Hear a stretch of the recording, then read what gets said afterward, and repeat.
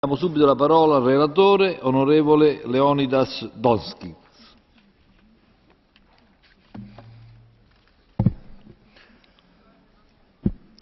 Gerbiamasis pirmininkė, šio dokumento rengimas bei su juo susijusios įvairių Europos parlamento frakcijų diskusijos rodo, kiek svarbi Europos parlamentui ir Europos Sąjungai yra žmogaus teisių politika ir pasiryžimas ginti žmogaus teisės kaip galimybę įtvirtinti pasaulyje taiką ir dialogo bei susikalbėjimo, o ne jėgos ir kumščio politiką.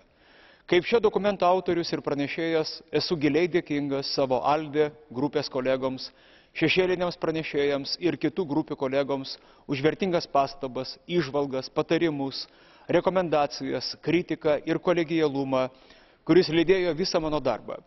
Šis kolegialumas ir mūsų sutelktos pastangos bei susikalbėjimas yra viena iš esminių ir pozityviausių mano patirčių per visą darbą ties pranešimu.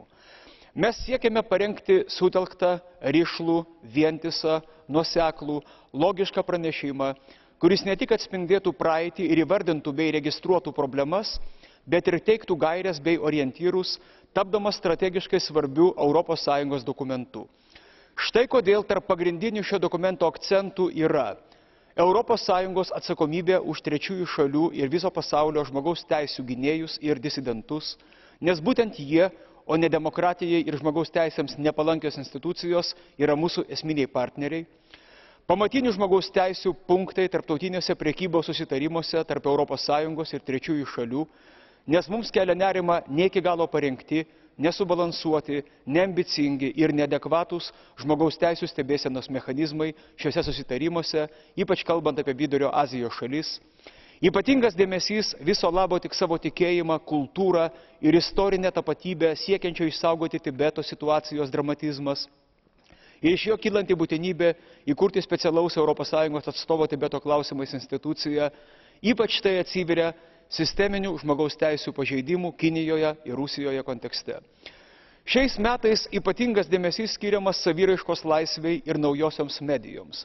Ši patirtis darosi neapeinama po arabų pavasario, kurio liudininkais mums teko būti.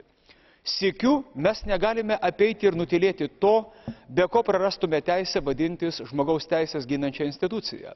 LGBT, kastų sistemos sąlygotos diskriminacijos, moterų ir vaikų teisių problemų pasaulyje.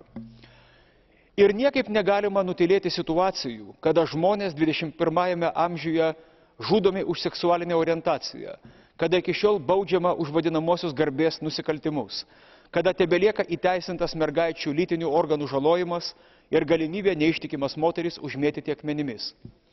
Dar kartą noriu iš visos širdies padėkoti kolegoms už jų ypatingą paramą, supratimą ir kolegialumą, sykiu tikėdamas, kad mes dirbome bendrą darbą, kuris apsivainikavo šiuo dokumentu. Todėl esu įsitikinęs, kad lygiai taip pat kolegialiai ir tą pačią dvasią užbaigsime šį darbą rytojaus balsavimuose. Dėkoju.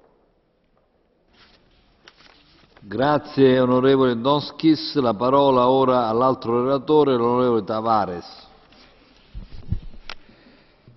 Thank you, Mr. President. I will first say a few words in English before I pass on to my mother tongue Portuguese, because I want to offer my condolences in my name, but